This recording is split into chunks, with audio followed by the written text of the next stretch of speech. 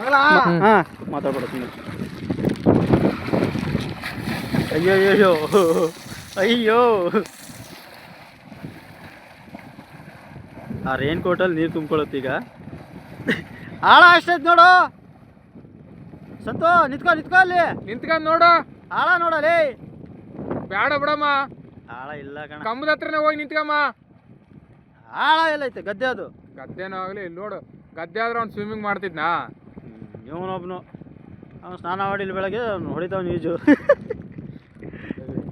ನಿಂತಾನ ಕಣ, ಅಲ್ಲಿ ಏನಿಲ್ಲ ಈಗ, ಸೊಂಟದಷ್ಟೈತೆ ನೀರು. ನಡಿ ನಡಿ ಹೋಗ ಅದು ನೋಡ್ಕೊಂಬ ಹಂಗೆ ಹೋಗಿ. ಕಟ ಆಯ್ತಾ? ಯಾವ್ದಕ್ಕೆ ಟಚ್ ಆಗೈತೆ?